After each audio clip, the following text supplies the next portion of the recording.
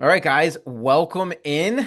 It is 1 p.m. here on the East Coast. Welcome to today's online webinar. We are going to be talking about trust signals to help your law firm get found on ChatGPT. At the end of the day, this is about how to help you get traffic, leads, clients from ChatGPT. So we're talking about ChatGPT as a marketing channel, not a marketing tool, right? There's a lot that can be done um, using ChatGPT as a marketing tool to create content and things like that. But today's webinar is about how to use ChatGPT as a marketing channel, how to get clients for your law firm through ChatGPT. So my name is Danny Decker.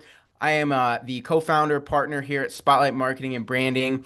And before we get into it, I always like to have kind of an idea of who's on the webinar with us. So pull up the chat and I would love to hear. Tell me the type of law that you practice, and let's say your role at the law firm. Are you the owner? Are you a marketing admin? Are you an associate attorney? So drop it in the chat. Your practice area and your role in the law firm. And when you're typing in the chat, you will see there's an option, a blue drop down that says send chat to, and you may have the option to send it to hosts and panelists, but just choose everyone so that everyone can see what you're up to. So cool. So Scott, IP and primarily trademarks. Awesome. Eric, private placements. Good to see you, Eric. Ashley, PI. Awesome. Very cool, guys. We got family law, another family law, consumer bankruptcy. Very cool. And also go ahead and drop in the chat where you're tuning in from. Always like to know what part of the country everybody is tuning in from. Florida, Kansas City, NYC. All right, we have got the country covered. Awesome. So again, my name is Danny Decker. I am the co-founder and a partner here at Spotlight Marketing and Branding. Really excited to present this information with you guys, to have a conversation about this, and also very lucky that we were able to talk Dylan Stebbins to into joining us again today. Dylan is our director of operations. He spends most of his time supervising our team, leading our team that delivers our marketing services to our clients. So, Dylan, thanks for being here, and why don't you just introduce yourself real quick?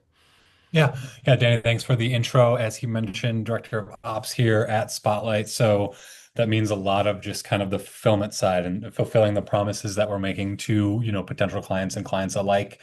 Been here for coming up on 5 years now, I think, 4 years. I'm really bad at COVID messed up all of my time frame of like what 2019 to like 2021 was, but sometime in there. But yeah, just a lot of this, I mean, the geo side of things is been really exciting because that is a lot of what we're focusing on now, and the fulfillment side is how we can improve this. So I'm really excited to be a part of the conversation. Yeah, awesome, Dylan. Very good. All right, so here is where we are going today. We are going to start by attempting to put the ChatGPT opportunity into kind of historical context. I think this is a really, really big deal. And I'm really excited that all of you are here with us because this is kind of an opportunity to get in on the leading edge of something that I think is going to be massive. We're going to talk about how potential clients are actually using ChatGPT to find a lawyer. I'm going to break down some use cases, show you guys what that looks like. Again, the key here is people aren't just going to ChatGPT and asking for recipes or asking for legal advice. They are going to ChatGPT and asking for recommendations. We have clients who are getting leads and clients from ChatGPT every single month. And by the way, guys, when I talk about ChatGPT, consider that ChatGPT, Gemini, Grok, right? I think ChatGPT is ChatGPT and Gemini certainly have the most market share, but different people have different preferences. When I talk about ChatGPT, I'm talking about LLM models, right? We're going to talk about how ChatGPT decides to make its recommendation and answer questions. This is literally the $1 million question, right? How do you make sure that when someone in your market is looking for your type of attorney, you get recommended? Okay. We are going to talk about the crossover between traditional search engine optimization and what we're referring to as GEO, which is generative engine optimization. I would say, and Dylan, if you see it any differently, feel free to jump in. But 75, 80% of sort of traditional SEO carries over to AI models, right? And we see it, and we'll break down some examples of what this looks like. But absolutely 20 to 25% is different. And understanding those differences is really important. And if you really want to optimize and give yourself the best chance to get found on ChatGPT, you need to be doing the GEO specific marketing as well. Yeah, for sure. And I don't disagree with that. I think there is very slight differences, but those differences obviously matter. A lot of them come down to just contextual differences and kind of the way the user, the potential client experiences these two things differently. So I'm excited to kind of dive into those. Love it.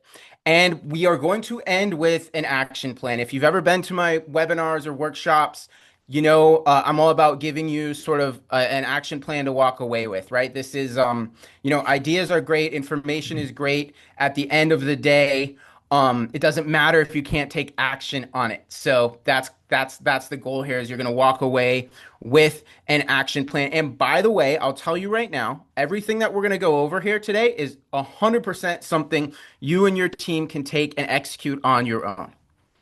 It is also something that our team here at Spotlight Marketing and Branding can do for you.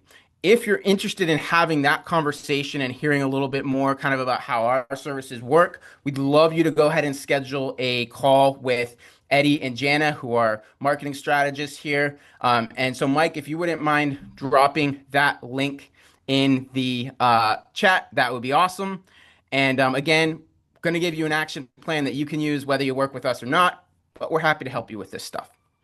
All right.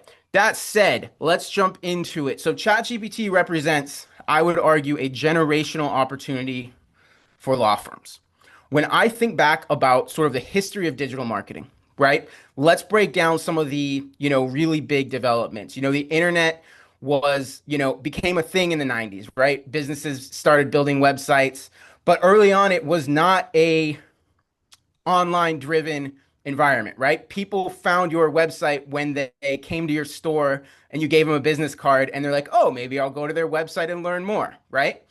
Then the advent of search in like the late 90s, early 2000s with Yahoo and Ask Jeeves and Google, that's when a switch flipped and all of a sudden people began getting on the internet and using the internet to find businesses. Totally massive seismic change, completely revolutionized the way marketing works. You can divide marketing into before digital search and after digital search, right? Massive, massive moment. Then, mid 2000s, social media sites started coming online, MySpace, Facebook, and all of a sudden now people could, anybody could post their thoughts, post their content, promote their business, and all of a sudden the internet became a lot more dynamic, and that's a huge, huge change, right? And then the mid 2010s, I would argue there was another seismic change when video and user generated video content started coming to the forefront and people posted videos on Facebook and YouTube and another massive change and people stopped wanting to read your text stories and instead they wanted to watch videos.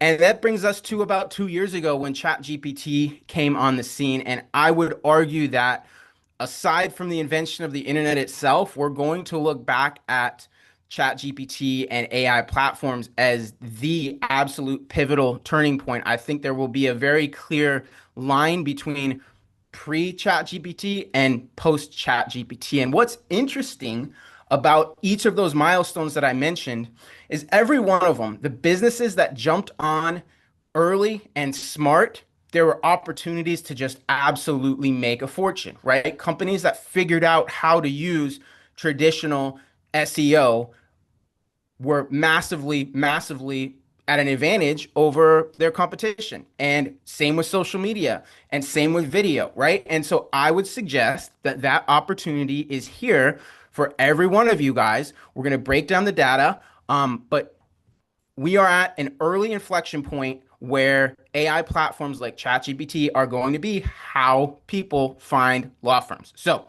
a couple of contextual stats for you. One is ChatGPT has already cracked the 1 billion daily user threshold. It took Google 10 years to get there. It took ChatGPT 2 years to get there. Google is usually used as like the case study in terms of fast growing businesses. And ChatGPT is growing 5 times faster.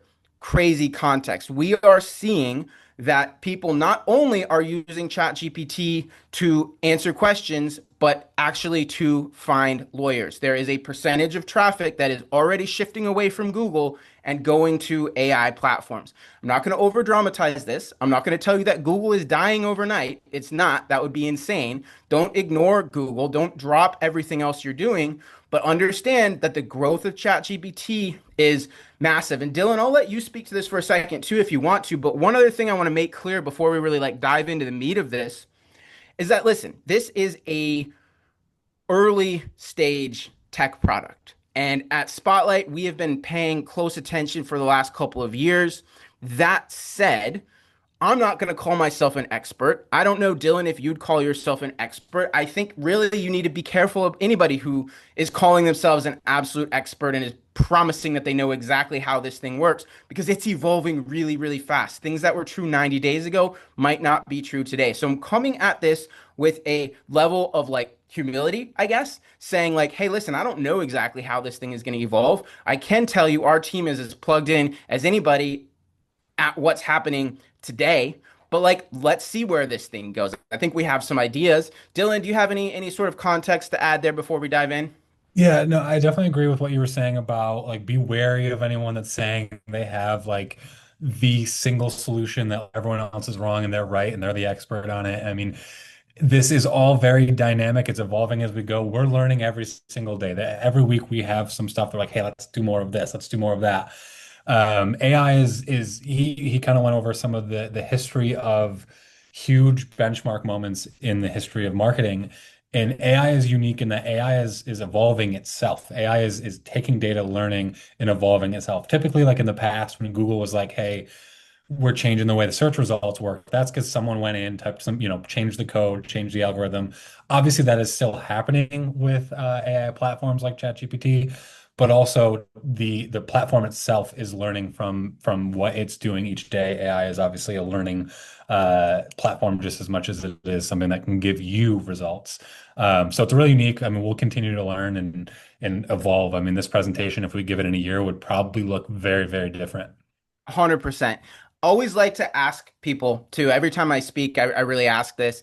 I'm curious if you use ChatGPT at least once a week for something that a couple of years ago you probably would have used Google. Just type me in the chat. Just want to get a sense of how many people here are using ChatGPT regularly. Yeah, lots of people. Okay. Every time we ask this question, this is what we see. Okay. It is happening. It's a massive massive change in consumer behavior. So, how do you position yourself as a law firm to capitalize on this trend? All right, let's start here. Let's talk about how people are using ChatGPT. For our purposes, I think there are two main use cases. Okay, the first and less exciting, quite frankly, is asking a question, right? And that looks something like this. And listen, guys, some of these screenshots are going to be a little small. You can zoom in, but I'll also just kind of tell you, what matters here. So, example number one, somebody hops on ChatGPT and types in, what are the first steps to filing for divorce in North Carolina? Right? So they're asking a question. They're not asking for a law firm. They're just asking a question. And listen, the vast majority of ChatGPT queries like fall in this category. This is how most people are using ChatGPT. Eric, good luck, man. Go crush that sales presentation. Hope to catch up with you soon. But so this is how most people are using ChatGPT. So you ask the question, and ChatGPT gives you a nice answer. Okay. It breaks it down in, we got 9 steps here. 1, 2, 3, 4, right? Presumably this is accurate. I'm not a divorce attorney, so I'm not going to tell you if it is or isn't. But that is sort of use case number one is asking a question. Okay. Now, here's another example. Yep, Jackie, I know the screen is small. I apologize. There's a lot of content. I I can't make it large enough. You can zoom in on your end, or I will just kind of give you the overview in terms of what really matters. Okay, so that was example number one. Somebody asking, how do I file for divorce in North Carolina? Next example, still sort of use case number one here. What are the first steps to filing a patent in North Carolina? I want to point out that ChatGPT gives you the same basic response, right? It's giving us step one, step two. It gives us like five different steps. But then this time it throws some source links on, which all happen to be USPTO, so government website resources. And it then asks at the bottom, would you like me to find a registered patent attorney in North Carolina? Okay, so now it's prompting the user, hey, I can find you an attorney. And so then, we respond, yes, please help me find a patent attorney. I'd like an attorney in Charlotte, North Carolina. And boom, boom. Right now, it is actually name dropping some law firms and it is giving a link direct to that law firm. So traffic is being driven directly from ChatGPT to law firm websites. You can see if this is happening, by the way. If you pull up your Google Analytics, you should be able to look at traffic referral sources. And if ChatGPT is one of them, you're getting traffic from ChatGPT. Just curious, anecdotally, guys, who here is actually getting traffic, leads, clients from ChatGPT? And maybe you know this because you're checking your analytics, or maybe people are just telling you that they found you through ChatGPT. Very curious. Scott says we are. This is kind of what first opened my eyes to this. I don't know, 8 months ago now, when we started getting people who were finding our agency through ChatGPT. Yeah. So Scott, Kathleen, Lisa, Alexis, Shauna. Awesome. You guys are getting clients through ChatGPT. Amazing. This trend is only going to accelerate. All right, here's where it gets a little more exciting. Okay, this is use case number two, and this is when people are specifically going to ChatGPT and asking for a recommendation. It often looks something like this. The user asks, can you recommend a high net worth divorce attorney in Waterloo, Canada? Boom, four recommendations. First one, Musson Law, happens to be a client of ours, right? But it is name dropping specific law firms. Here's where it gets really interesting. Okay. When you ask the same question, but with a little more context, you are going to get more specific recommendations. So this question here, I live in Oakville, Canada. I'm thinking about getting divorced. I own a business and I have a pretty high net worth, and I'd like to work with an attorney who specializes in high net worth divorce. Can you recommend somebody? And ChatGPT responds, yes, based on your situation, the best recommendation in Oakville is, and it name drops Anna Marie Musson, our client, right? And it does that. This is something Google does not do, right? Google is not really differentiating between, a high net worth divorce attorney and a low cost divorce attorney, okay? Same with estate planning, same with criminal. It really can't and doesn't distinguish very much. But ChatGPT absolutely does. And so when you ask for a recommendation as a high net worth business owner, you are going to get one recommendation as compared to same region, right? The question here is, I'm in Oakville, Canada. I need a divorce attorney. I'm looking for someone who is very cheap. Can you recommend a few options? And we get completely different recommendations. This is a really, really, really big deal. Our client, Anna Marie, wants to attract high net worth business owners. That is her ideal client. She does not want to attract folks that are looking for cheap divorce help. Okay. Google doesn't really have a way to distinguish.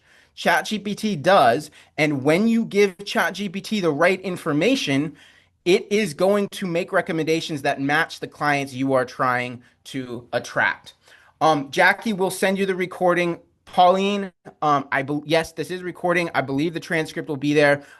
We will send everybody the recording. But bottom line, and Dylan, feel free to jump in if you have anything to add here. This is just a massive difference between ChatGPT and Google is you are Yeah. getting contextual recommendations, which means you can train ChatGPT to send you the right kinds of clients and not send you the wrong kinds of clients. Yeah. Yeah. And you've mentioned kind of like that difference of like how ChatGPT interprets the information. Google doesn't really have the ability to discern between the high net, like someone that's seeking the high net worth versus someone who's just kind of targeting a wider audience. Part of that is because the only way you can do that with Google is if you're really putting an effort in, you're on every single opportunity, you're telling them what specifically it is you're targeting, the keywords. It's almost like the Leonardo DiCaprio meme where he's sitting on the couch and he's like, "Oh, the thing." It's waiting for you to say the thing. It wants you to say the thing in order for you to get it. Whereas like ChatGPT doesn't need you to exhaustingly say every opportunity the specific keyword. Obviously, it helps if you're clear about that on your website, but you don't have to go through an exhausting effort to say it 45 times in a web page kind of thing. Yeah. And again, what that means is you can attract better quality clients. And listen, we always say marketing has two jobs. One, it's supposed to attract the right types of clients, but it's also supposed to keep everybody else away. Okay? It's a screen, it's not an open window, right? You want the fresh air to come in. You don't want the bugs to come in. So just out of curiosity, for those of you who have advertised on Google, have you ever found yourself frustrated with like the ratio of good leads to bad leads? Like most of the law firms that I talk to who are advertising on Google, especially Google Ads, okay, like paid Google Ads, like most of the time you're able to get a pretty good volume of calls. The challenge oftentimes with Google Ads is, are they quality, right? And oftentimes you're fielding 8 or 9 unqualified calls for every one that is qualified. Anybody had that experience? Curious, drop it in the chat. Not seeing any responses yet. Cool. I'm glad you have been able to avoid that. It is a little bit of a burnout for the people answering the phones. So, one of the big advantages of getting ChatGPT to work for you is just a higher likelihood that you're going to get the right types of leads and clients through ChatGPT. So, those are kind of the two big use cases. Everybody clear on this? Just type one in the comments. Let me know that you're with me. This is making sense. I'm going to keep going, but I want to be sure that this is making sense to everybody. And if it's not, feel free to ask questions. This is meant to be conversational. Please give me a one in the chat. Let me know that this is landing and I can keep going. Thanks, Scott, Armando, Virginia. Thank you guys. Great. Glad it's making sense. Feel free to ask questions kind of as we go here. All right. So the question then becomes, right, and this is the $1 million question, literally, is how does ChatGPT decide to answer? How does it decide who to recommend? How does it decide what steps to recommend? Like, how does it decide? Okay. And I'm going to give you sort of the quick overview of basically how this works. So, ChatGPT is not the same as Google. It does not crawl the live internet. When you ask ChatGPT a question, it is generally speaking not crawling the live internet. Instead, it is trained from a variety of data sources. And this training is repeated every couple of months, typically. We don't know the exact schedule, but ChatGPT is trained in batches. Okay, not crawling the live internet. Depending on which version you have, depending on what mode you're in, this is getting a little bit tricky. But like at its core, it is trained from data sources, not crawling the live internet. Those sources are public websites. Okay, like you saw my example where it was citing the U.S. Patent and Trade Office, right? Media websites. Okay, big public, relatively credible websites are a big part of where ChatGPT learns. Wikipedia is another really big one. Okay, so credible government, media, Wikipedia, those types of things. But it absolutely also is pulling information from private websites, individual businesses. It is pulling information from our website, spotlightbranding.com. It is pulling information, could be pulling information from each of your websites, depending on how things are formatted and blah, blah, blah, right? But it can absolutely pull and does pull data from these websites, which is what we're all about today. Okay. Most of you aren't going to be talked about on CNN necessarily, right? Maybe you will, but you're probably not. What we have more control over are what we say on our own websites. also have control, a big place that ChatGPT is pulling information from are public forums like Reddit, Quora, Yelp, and others, right? These are websites where people ask questions, humans ask questions and get answers. And ChatGPT places a lot of emphasis on how humans answer these questions. And Reddit and Quora both have systems that allow humans to vote, right? To upvote credible answers. And so ChatGPT will often make the assumption that, hey, if here's a question on Reddit and here's an answer that has thousands and thousands of upvotes, that must be a fairly credible answer. Let's add that to our data set. Is that always correct? Not necessarily. That's why ChatGPT can sometimes give you faulty information, right? But that's basically how it works. Yes, it can pull content from video. ChatGPT has the ability, whether it is a YouTube video, a Vimeo video, or something on your website, ChatGPT can index and does index video content and pulls that information into its answers, right? Blog content, okay? One of the best areas, sort of like practically, to influence ChatGPT through your own website is your blog. A blog is actually a perfect mechanism for feeding content to ChatGPT. Okay, want to point out some platforms also do crawl the live internet. Dylan, I don't know if you know more about this, but I think when you put ChatGPT into like deep think mode, if you have a pro plan, it'll crawl the live internet. Yep. Gemini will crawl the live internet. Yeah, no, it does. If you have the paid plan, which obviously, like on ChatGPT, most users are going to be on the basic plan. So obviously, like when you're trying to target a wider audience, you want to be aware of that. You want to be aware of where your potential clients are coming from. But yeah, like the pro plans, they will crawl the live internet. And give you more live kind of results, which is kind of one of those things you'll see if you're a user of it. You'll see the way it's not aware of very recent things. So say hey, can you give me a review of this law that just passed? It's probably going to give you the context about where the law was the last time it was indexed, which might have been an earlier version of that law, which is going to result in some incorrect or outdated information.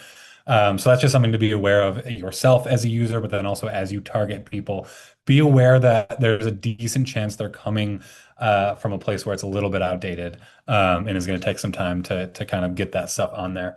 100%.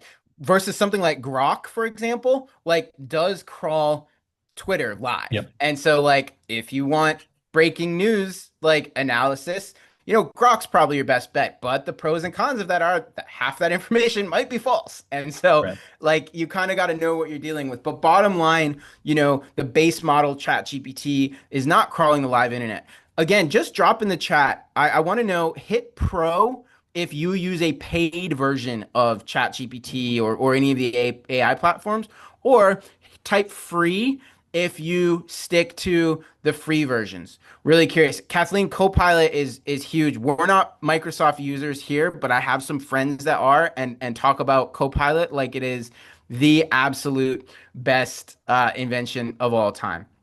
Alexis, Kathleen, Ashley, thanks. It's funny. I literally just out of convenience, I don't think I have the paid version on my personal chat GPT that I use on my phone, but I do on my computer. So like in all honesty, I use both.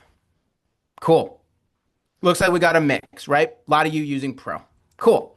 All right. So we talked about, basically where ChatGPT is pulling its information from. Now let's dive into sort of the meat of it. Okay. So we refer to this as trust signals, right? Because we just talked about has the capability of pulling this data from all sorts of different sources. Okay. But how does it prioritize? How does it decide what to answer? Trust signals is a big part of it. It's a way of within ChatGPT, basically what is it prioritizing and taking seriously? And so we're going to share a few. This is where we're going to start to get practical here, right? We're going to share a few things you can do to improve your visibility and have a better chance of getting recommended on ChatGPT. This first one is deceptively simple. Okay. You need to have accurate, consistent contact information across all of your online listings. Think NAP: name, address, phone number. Okay. You've got a Google listing. You've probably got an Avo profile. You've probably got a Facebook business profile, probably a LinkedIn page. All of these places need to have your law firm name listed in exactly the same way. Okay. If your abbreviations have to be used the same way, punctuation has to be used the same way. You want no discrepancies across all of your online platforms. Dylan, don't I think last time we had this conversation, you were kind of talking about, the importance of keeping these up to date because was there a story there? Do you remember what I'm talking about? Yeah, we've had multiple clients that have had issues with this where they're hearing people are getting them from ChatGPT, but all of a sudden it's like we haven't done this in 3 years. Like we don't do that practice anymore, or all of our marketing and our website no longer mentions this because we're only doing it if someone refers us by, word of mouth sort of thing, and they're confused why that's happening. And then we'll go and we don't do this like as like a separate service, but we'll do it complimentary sometimes when we've got the ability to do it. We'll search and crawl the internet and look and like where is this coming from?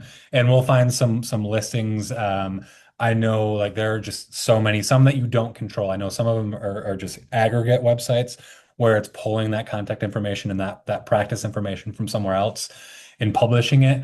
So I highly recommend someone at your firm, whether you have a marketing assistant yourself or just have someone who has time to crawl everywhere you can find it. Go several pages into Google, find as many of those as you can find, because ultimately, if there's a couple of them out there, there's a chance you're going to get found on ChatGPT, but it's going to give the wrong information Yeah. because you haven't been consistent. And I Yeah. want to actually add to, you mentioned you mentioned kind of being consistent with your name. I know law firms like sometimes it'll be, Danny Decker Law Firm, PLLC, stuff like that. When you're using your name in marketing, think about the way people actually talk about you. I think most people wouldn't say my lawyer, my law firm is Danny Decker Law Firm LLP or yeah, LLP or whatever. It's going to be Danny Decker Law Firm is how they talk about it. So keep that in mind just about how you present yourself as well, because that will help you because that's how people talk. Yeah, love it. So bottom line here, the action step is you want to have somebody spend a couple hours, like scrape the internet, like Dylan said, and make sure that your Facebook page, your LinkedIn page, your Google listing, your Avo page, your Yelp listings, you want to be sure your contact information is consistent across all of these platforms, name, address, phone number, and to Dylan's example, also the practice areas, right? You want this to be consistent. Otherwise, ChatGPT doesn't know what to think, right? It's being fed conflicting information. All right, next opportunity. Original content on your website that demonstrates your expertise and your thought leadership. Remember, the way people are often using ChatGPT is asking questions. Think about those use cases we shared a few minutes ago, right? People come to ChatGPT and they say things like, how do I file for divorce in North Carolina? In an ideal world, you've got content on your website where you are literally answering that exact question. One of the things we encourage you to do and we help our clients to do is kind of think through what are the questions related to your practice area, related to your market that potential clients are asking ChatGPT. And then we're going to create content on your website that answers those questions. Blog, video are a great way to do it. And again, we'll go a little deeper in this in a few minutes, and I'll give you sort of a detailed action plan that you can walk away with. But the idea here is frequently asked question style. Okay. Like you could write a blog answering every one of these questions. How do I file for divorce in North Carolina? How is child custody determined in North Carolina? Who's gonna get the house, right? All of these questions. So one of the things I would do is list out like, what are the top 10 questions that your clients ask you during your consultations and create content on your website answering each and every one of those questions. That's a Yeah, big one. sorry, we had a question about that in the Q&A section. MP, I just wanted to, she, sorry, I'm actually not sure who that is, asked about like, does it have to be a blog type web page like WordPress, or can it be on a landing page? It can be both. The more, the merrier, essentially. Like obviously, like the wider net you cast, the better you can do. Sometimes, obviously, be intentional about each of those places you go to in each of those places you're publishing content. But yeah, it doesn't have to be necessarily a specific, like narrow pathway to Yeah. get to accomplish this.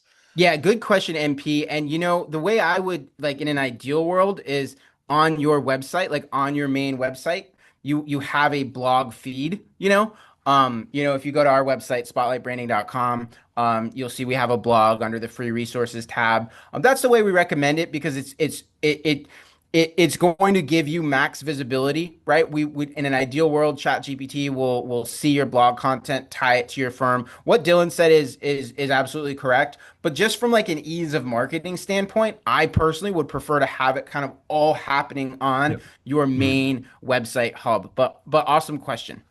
All right. So next item is third-party links. Okay. Similar to, SEO, having backlinks matters. If you can get mentioned in your local media, your local newspaper, local radio, right? This is one reason why, I'm not necessarily saying go hire a PR agency, but maybe have someone on your team reach out and see if they can line you up some interviews with a local radio show or a local podcast. Take some opportunities to get yourself mentioned by third party credible sites. ChatGPT takes that seriously. Yeah, and I'll kind of like something we don't do again. That's as he mentioned, it is more PR. But I used to work in television news, and I'll give you a little pro tip. Whenever something happened that was very relevant to our audience, and we got an email from like a law firm or a professional in an industry where they have relevancy to that topic, and they're like, "Hey, we have an expert or we have someone who has experience in this who can speak to that subject." We loved that because it's first of all, it's a new face to put on the air. So it's not like we're just saying having the same people talk all the time. So news organizations love that. Don't be afraid to have someone on your team reach out and say, "Hey, I saw there was a legal case that's very relevant to your audience, and we have experience handling this, and we are not directly involved in that, so we can speak to it in a general sense." They love that. Again, that's more of a PR thing, but highly recommend it. It's an easy win for you guys. Yeah, love it. Michelle asked, is there any difference between trust signals for ChatGPT versus standard best practices for SEO? I kind of mentioned this a little bit at the beginning. I would say it's about 75 to 80% the same, but some key differences. And Michelle, we are actually going to break down some of those differences in just a moment. So great question. Thanks for asking. Stick around and we're gonna get into that. So Dylan, great point about sort of local news. That's definitely a huge opportunity. Positive reviews are a really big deal. They matter for SEO. They matter for GEO. You should be asking for reviews every chance you get. I would prioritize getting reviews on Google. Of course, there's value in getting Facebook reviews and all of that's helpful. But from our sort of research, it appears that Google reviews and GMB information is most seriously is weighted most heavily on ChatGPT. Okay, so positive reviews, right? No breaking news there, but important. Kathleen, GMB just stands for Google My Business. It is your like Google business profile, so it's your listing that has your URL and your phone number and your address. It's your Google profile. All right, this next one is a little bit controversial. And here, Michelle, is an example of Google doesn't really care about this, but we are seeing that ChatGPT does. One of the number one questions people ask on ChatGPT is how much is this going to cost? How much is it going to cost to get divorced? How much is it going to cost to have a pool installed in my backyard? Right? People ask this question. And so, if you can answer this question on your website, you are going to have a much better chance of getting cited and recommended by ChatGPT. And now I know your like first thought. We have these conversations with lawyers all the time. A lot of you are probably thinking, I couldn't possibly put my pricing on my website because every case is different and it's a huge range, right? A low cost young couple, no assets, no kids. It might be just a few $1,000s to get, to take them through the divorce process in North Carolina versus if it's contested, if there are kids involved, if there are assets involved, it could easily be $30,000, right? I understand there's a huge range, just write that. Okay. Just explain that there is a range. Say what I just said. Hey, getting divorced in North Carolina can cost as little as $3,000 or as much as upwards of $30,000. And here are some of the factors that are going to indicate where you're going to end up. Okay. Really helpful information. Humans would be really excited to learn that information, which is why it's very helpful to have that information on ChatGPT. Out of curiosity, Just hit yes or no in the comments. Do you have a page or even an article, blog entry on your website where you speak to pricing and how much this is going to cost? Just give me a simple yes or no. Is there anything on your website that breaks down how much your services are likely to cost? Kathleen says use the minimum amount. Jordan has some case studies, and then we're getting some no's. Scott says yes, but not public facing. Most lawyers that we talk to, most law firm owners don't have this on their site yet. In full transparency, we actually don't have this on our site today, but guess what? We are working on really hard right now. We're gonna have that page soon because it's a question that a lot of people ask us. Okay. Kathleen, we just mentioned we're value added as a smaller firm. I love that. You can still say that. But I would, for all of you, encourage you should talk about the question of how much this is going to cost. You don't have to publish your hourly rates. Maybe you work on flat fee. You don't have to break that down either if you don't want to, but answer the question, how much is this going to cost? Give a range. And listen, if you're maybe more expensive, maybe even explain why. Maybe say, hey, can you find a law firm to do this for you for cheaper?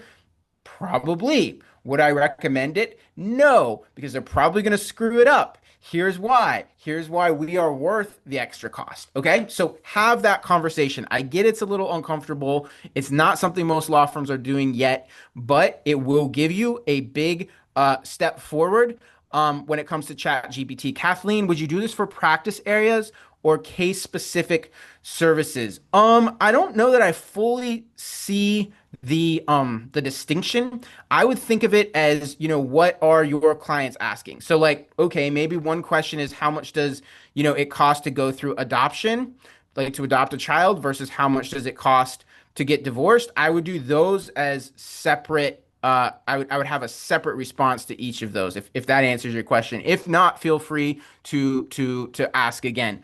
But and I'm not saying you have to do this right away for every single service, but I would start with, what are the main services? Okay, what's your main practice area or your specific service? Start there. Yeah, and Scott mentioned just really briefly, he mentioned that they have theirs as a direct link rather than something that's like public facing. As long as it's you haven't done something to make it so it's not indexed by Google, you can still do the pricing page kind of in the background, as long as Google can actually capture that information still for ChatGPT to find it.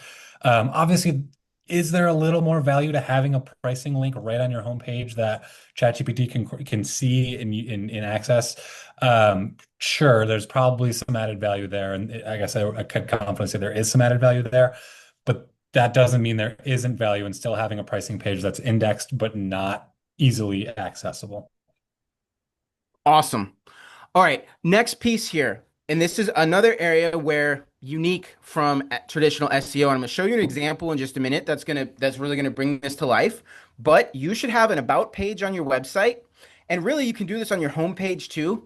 That really breaks down kind of all the different reasons why somebody might choose to do business with your law firm. Not just you are an estate planning firm or an insurance defense firm, but like, what's your background? What's your story? I'm going to show an example in a minute of a personal injury attorney who was formerly an insurance defense attorney. And so her kind of unique angle is that she sees it the way that the insurance company sees it, right? And so she's the type of person you want on your side. ChatGPT pulls that type of context into their recommendations in a way that Google just doesn't. So an exercise here is to sit down and brainstorm like what are the reasons why somebody would consider doing business with your firm and make sure they are all on your website. And I will show you an example of this in a minute. I want to keep moving here because I want to get you guys to this example.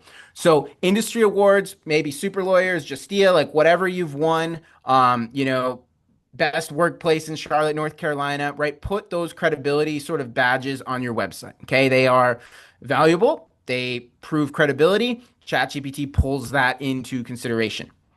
Then there are some technical pieces, okay? Little less exciting, but things like making sure you have an SSL certificate on your website, which is just basically a protocol that shows that your website is handling encrypted data properly. ChatGPT looks for that. They want to see that your data is structured properly, specifically using a schema markup, which basically is some background coding, call it, that tells ChatGPT how to make sense of your website content, right? Because, you know, obviously humans, we read things with our eyes, we listen with our ears. ChatGPT and search engines for that matter, like are interpreting data differently, and schema just makes sure that they are properly interpreting and understanding your data. And then also things like site load time, right? If your website takes forever to load, that's going to ding your overall credibility. It's going to ding your Google results, and it's going to ding your ChatGPT results. Okay, so those are some sort of technical things. If you have questions, we can unpack those a little bit further. But bottom line, here are the key trust signals. You do these things, you have a much, much better chance of showing up on ChatGPT. Begs the question, and Michelle already asked the question, how is GEO different than SEO? I'm going to break this down with an example. Okay. We have a client, right, who is a PI attorney in Boulder, Colorado, which, if you don't know Boulder, it is an affluent suburb. I believe not too far outside of Denver. It is a competitive PI space. There's a lot of bikers and a lot of pedestrians, and for whatever reason, unfortunately, there is a higher incident of accidents per capita. Lots of PI firms. It's a competitive space. And so we jump on Google, right? This is a client that we are and have been for, I don't know, 12 or 18 months running traditional SEO services for, right? So search query, personal injury law firm in Boulder, Colorado. Our client, Debbie Tossig, shows up kind of all over the first page, right? She is in the MAP 3 pack. She is number 3 in the organic results, okay? Great. We're happy with this. Obviously, I'm showing this to brag a little bit. You want our help. Mike, drop the booking link in the chat, please. You want our help? We can help you guys make this happen. But the point I'm making here that really matters is she's doing very well on Google for this specific search phrase. And very early on, before we had really done any ChatGPT specific work to help her optimize, if you hop on ChatGPT and you say, can you recommend a good PI firm in Boulder, Colorado? Guess what? She is the first name listed. Okay. So clearly, a lot of the SEO work we've done carries over and is helpful on ChatGPT. But what I want you to see, and this is the point I was making earlier, ChatGPT is giving more context. Okay. The Google listing, just a couple of blue links, maybe like 3 words of text, and a link to her website. Okay. But look what ChatGPT does. Debbie Tossig Law, LLC, former insurance defense attorney, now representing injured clients, known for personalized attention and strong negotiation skills. Focus on car accidents, slip and fall, wrongful death, and catastrophic injuries. ChatGPT is trying to sell her firm, right? It is making the pitch for her. Guess where it's getting that information? Her website. Guess why it's pulling that information? Because we prioritize making sure ChatGPT saw and understood that. Okay, really big deal. ChatGPT can sell for you in a way that Google just will not, right? And I like how down at the bottom, it includes another little more context on it. It says, if you're looking for a small firm with personal attention, Debbie Tossig or Calkins Law Firm could be a fit. If you want a larger established team with national presence, here are some other options, right? So it is giving context that Google will never give. Okay, just hit 1 in the comments if you see this distinction and if you kind of recognize why this is a really big deal. And think about it from this perspective too. If you're a consumer, like, this is the information you want, right? Like, Google, like, okay, it tells me nothing, right? Other than, where they're located and how to call them. I'm telling you, consumers are going to be looking for this type of information. We're already seeing it. It is why, ChatGPT is really blowing up as a marketing channel. All right. So Michelle, hopefully that kind of answered your question at a high level. I'm going to dig into it just a little bit deeper. Okay. What are some of the key differences? I just showed you why a lot of what you do from an SEO perspective will carry over to AI platforms like ChatGPT, but there are some key differences. Content formatting. You should be formatting your content differently for max appeal to ChatGPT. Okay. Like Dylan said, ChatGPT is not as much about like, oh, just use the right keywords the right amount of times and put them in headlines. It is more interested in the actual information. So what we're seeing is that FAQ style content works best. Videos, blog entries, even social media posts where you just answer a question. How much does it cost to get divorced in North Carolina? Here's the answer. How do I file for divorce in South Carolina? Here's the answer. FAQs, right? And what should your FAQs be? Just think about what are the questions your clients ask you in consultations, right? What are the first questions that people ask you? That's almost certainly what they're asking ChatGPT, okay? So format your content as a FAQ response. And part of what that means is make the headline a question. Don't say 5 steps to get divorced in North Carolina. Say, what are the 5 steps to get divorced in North Carolina? This is how people approach ChatGPT. Make your headlines match. Dylan, I'm gonna let you jump in a second too because I know this is kind of your world. In fact, I'll let you if you're up for it, just kind of walk through those last 3 things. This really is your world a little more than mine.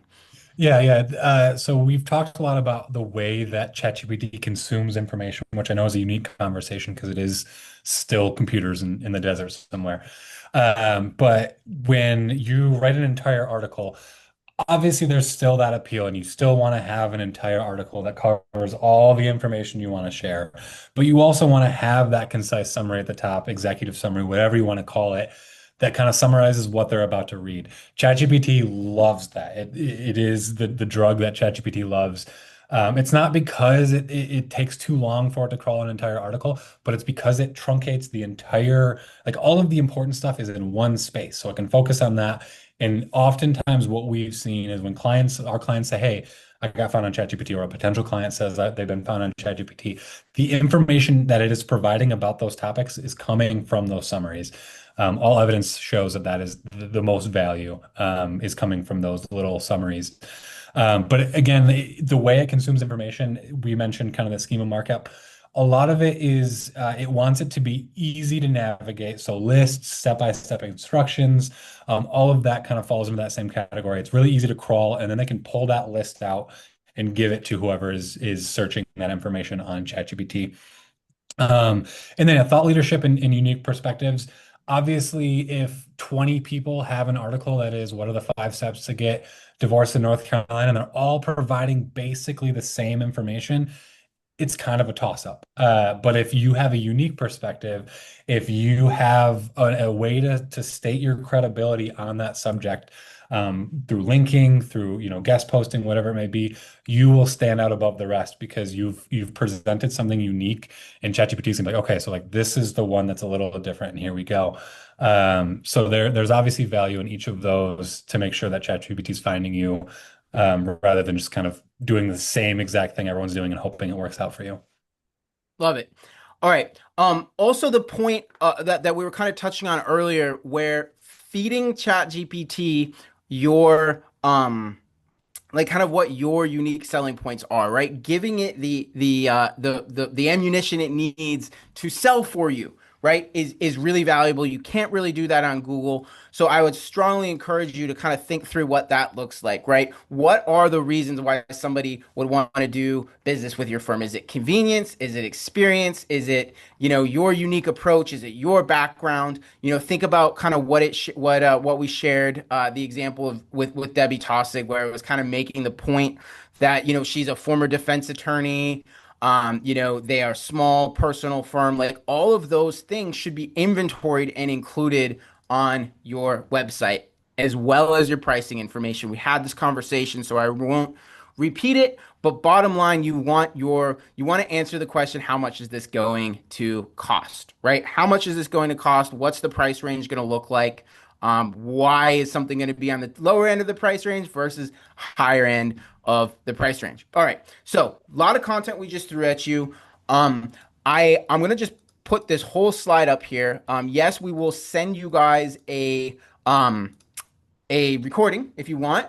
But this is kind of the action plan, right? This is this is what I would do, right? And pretty much in the order that I would do it, right? I would first make sure that all of our social profiles have that consistent contact information we were talking about, right? You want to put blogs and articles on your site that are meant to answer the questions your PNCs are asking. And there are some notes on formatting here, right?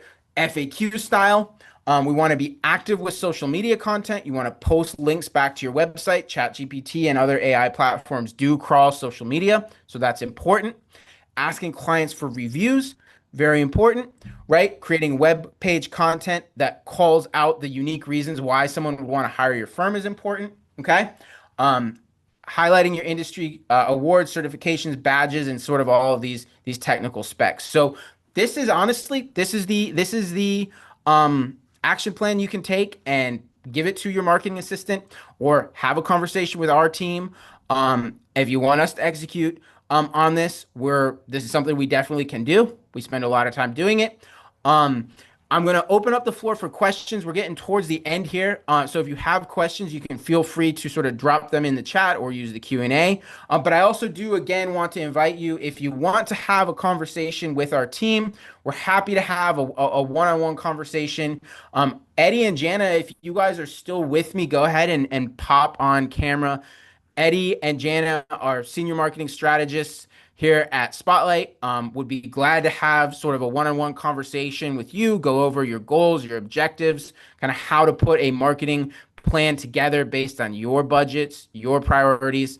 At the end of the day, at Spotlight, we believe that effective marketing is matched to the size, the resources that your law firm has, right? A $300,000 a year law firm needs to advertise in a very different way than a $3 million law firm. And a big part of what we do is sort of help make sure we've got intelligent, high ROI marketing strategies in place for your firm. So, Jana, do you want to just real quick introduce yourself for anybody here that doesn't already know you?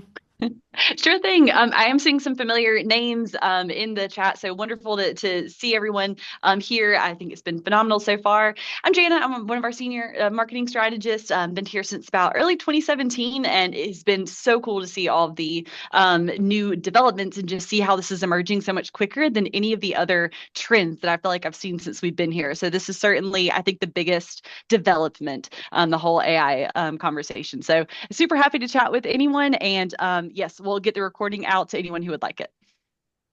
Love it. Thanks, Jana. And Eddie, go ahead and introduce yourself too if you're up for it. And my name is Eddie. Everything Janet just said, and if there's any questions that you currently have, which I guarantee you there are, because everyone always does, anything that hasn't get answered so far, talk to me and we'll work through it. Can't wait to talk to you. That's it. Love it. So Mike dropped a link in the chat. You guys are welcome to book a call with Janet and Eddie. And if you've got questions, we got a couple more minutes. Feel free to drop them in the chat. Kathleen, I'm in the early stage of SEO strategy for our firm, updating website metadata, content keywords. Is there a combined SEO AI strategy I should use instead? Okay, this is a nuanced question. Kathleen, I would suggest you book and have a conversation with Jana or Eddie. We can go a little bit deeper, but I'll sort of answer this from a high level. Like I shared, 75-80% of what you're doing for SEO is going to carry over and help you on ChatGPT. What I would also be sure to do is pull in some of those ChatGPT specific strategies that we talked about. Like the way you're formatting your content really matters, okay? Format your blog articles and your pages as questions, right? Answers to questions.